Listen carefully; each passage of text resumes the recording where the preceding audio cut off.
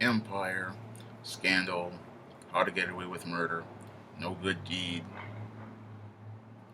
The Perfect Guy. This type of content is what makes me shake my head sometimes, but it also makes me passionate about my mission as a publisher.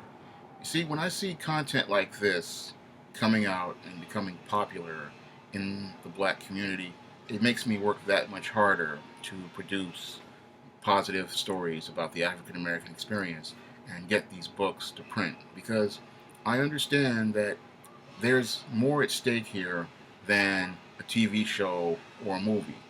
These this media pretty much shapes the way people think about themselves and how people around the world think about African Americans in general. Because when you have programs like this breathing new life into old stereotypes, they shape the perceptions of people, not just black people, but people, again, people all over the world regarding black people.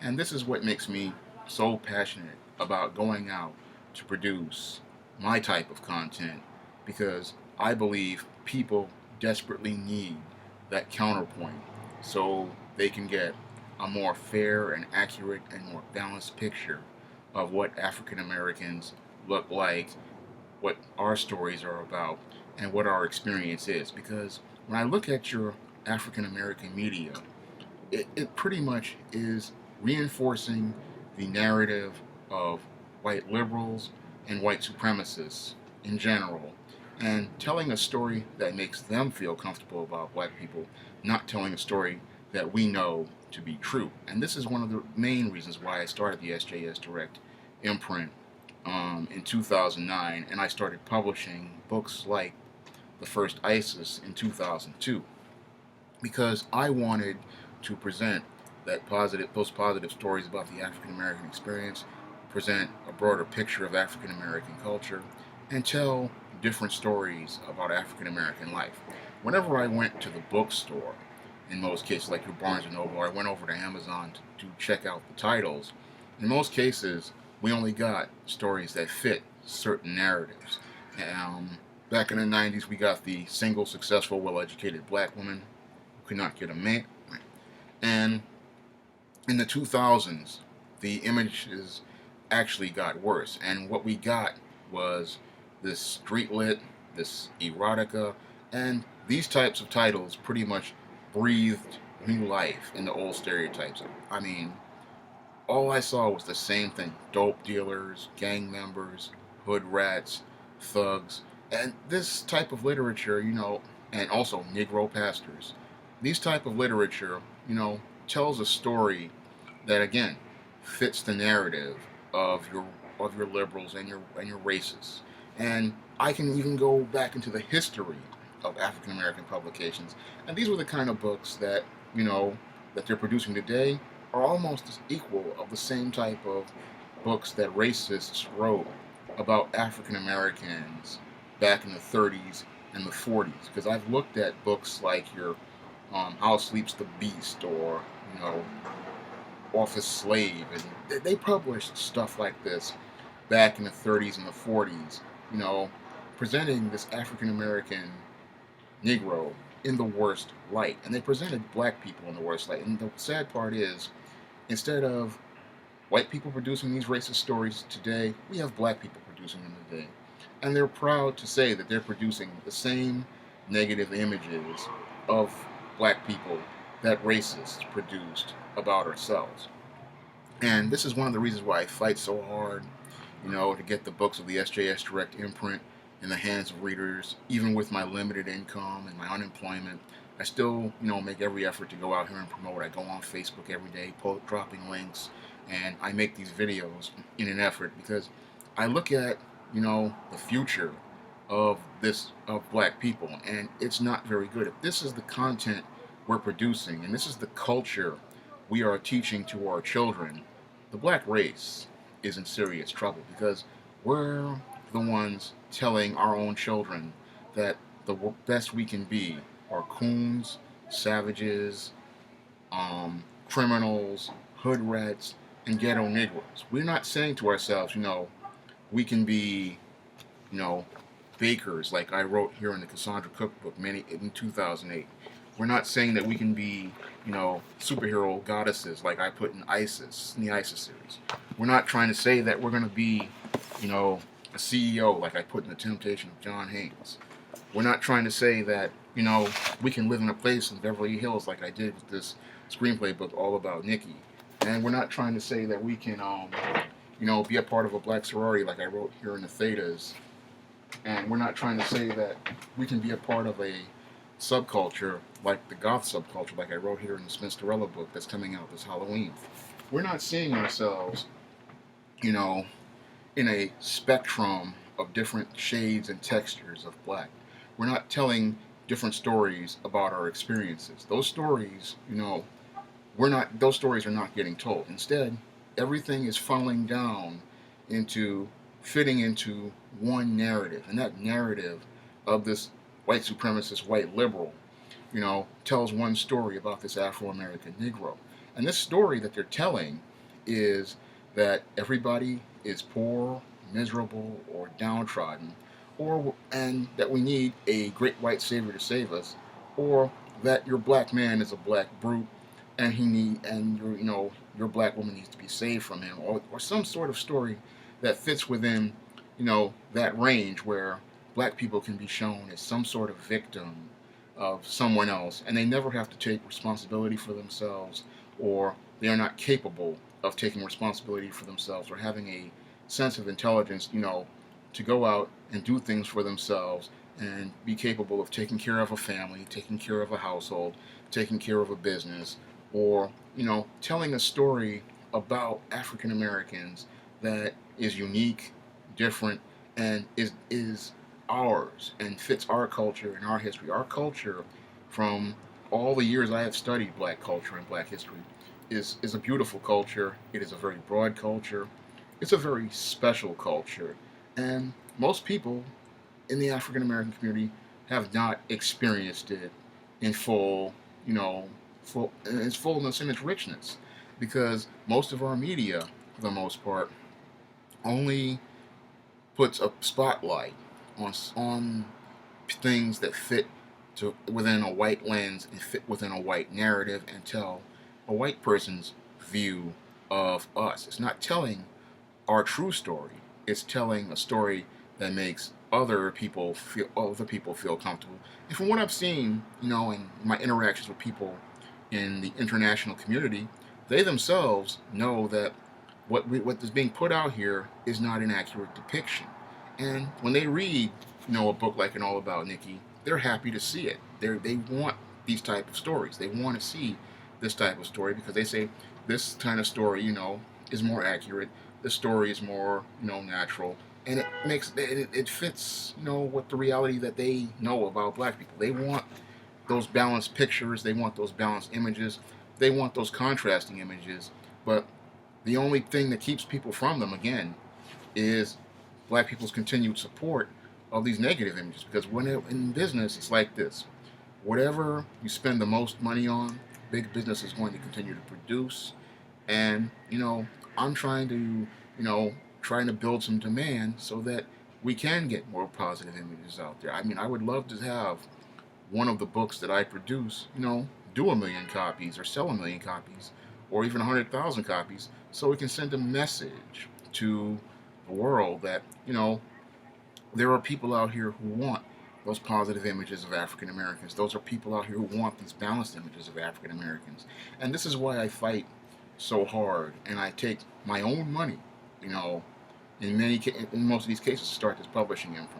This is why I fight so hard, spend so many hours, even though my money is at its lowest, going out here and selling things like my own personal toy collection on eBay, just so I can, present a cover like this so I can attract the attention of readers. This is why I spend my own money, because I truly care about black people, and I want to see, positive images of African Americans, out here, and I really want to see somebody, I'm going out here to counter these images like your empires and your scandals and your how to get away with murders and your no good deeds, because I understand that, kids are not going to be as blessed as I was to grow up back in the 1980s and have shows like The Cosby Show on the air, to have Fat Albert on the air, to grow up with shows like A Different World, which show you black people going to college, to have shows like Smart Guy to show you an intelligent black male and a father in a home,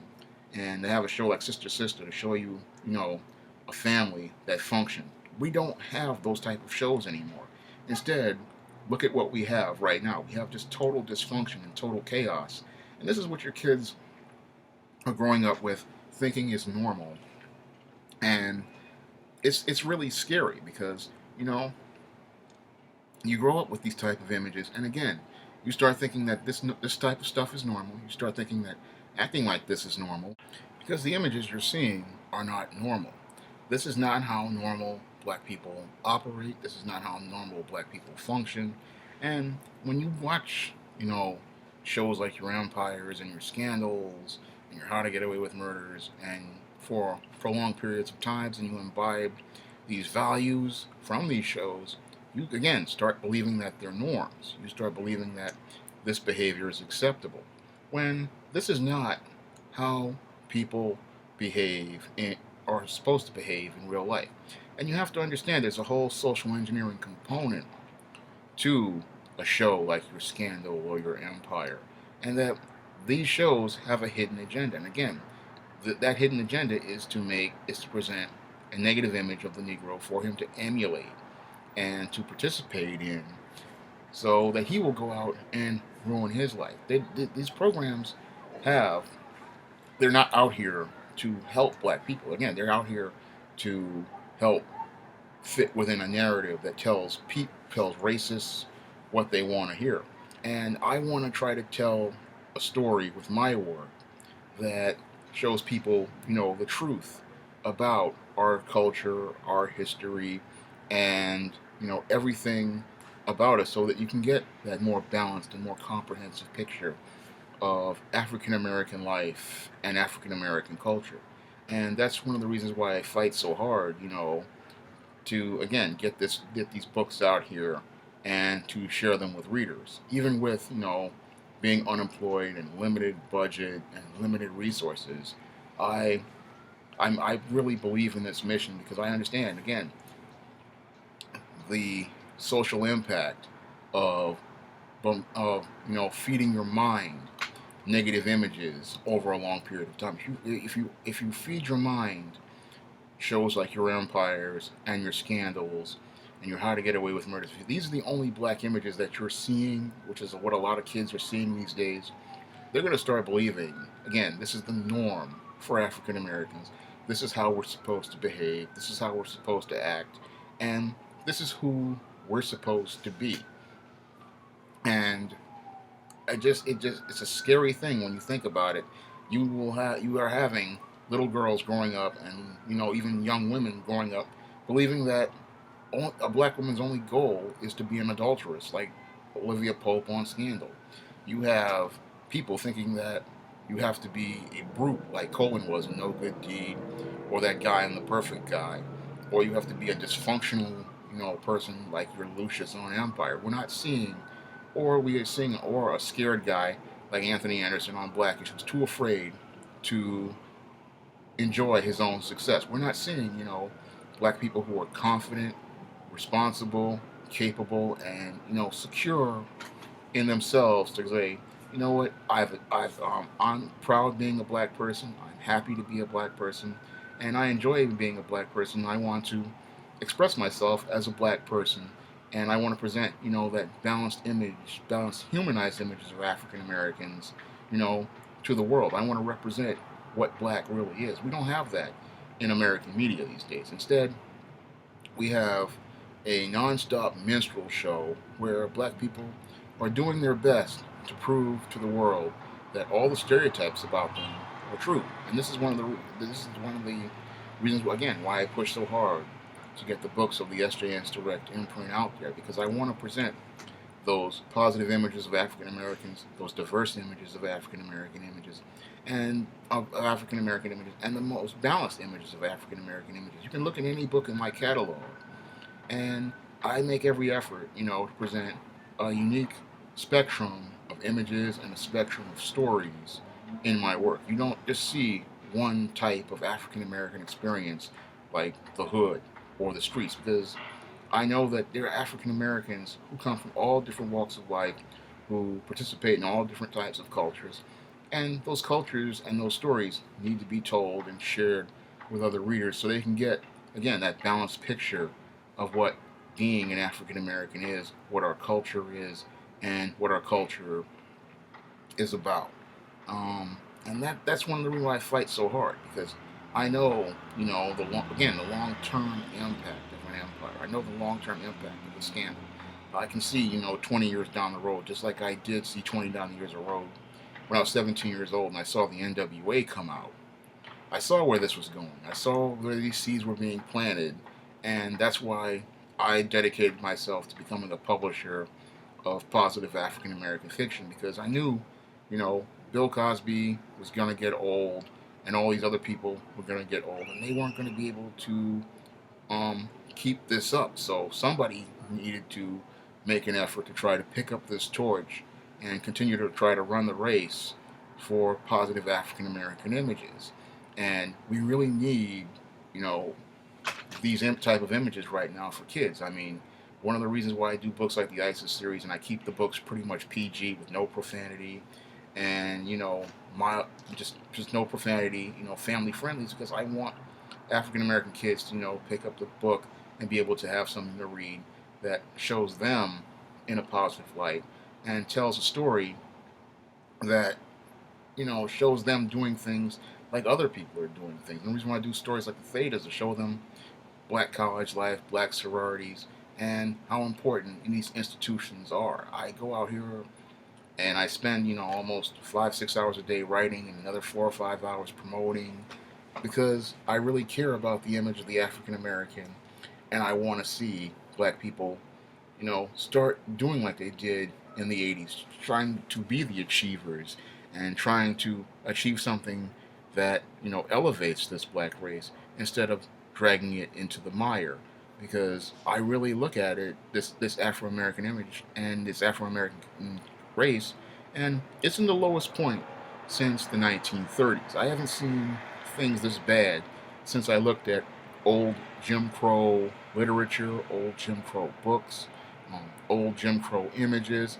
And if you look at the images from that era and you compare them to the media of today, you will see that both images are the exact same thing.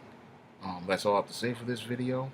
If you want to pick up any of the books from the SJS Direct Imprints, like these back here, you can click the link on my Amazon, on the description box to my Amazon page. Many of my books are on Kindle Unlimited, and if you have that subscription, you can borrow books for free. They are also available in paperback. Many titles in the ebook format only start at 99 cents. Others in paperback start at $9.99. So it's only, it costs about as much as a cup of coffee, so at Starbucks. So if you want to try out some positive black fiction, just head over to Amazon or you head over to barnesandnoble.com, and you can find almost all my titles there, and you can see a positive depiction of African Americans and the African American experience. Again, that's all I have to say for this video. And comment, rate, and subscribe.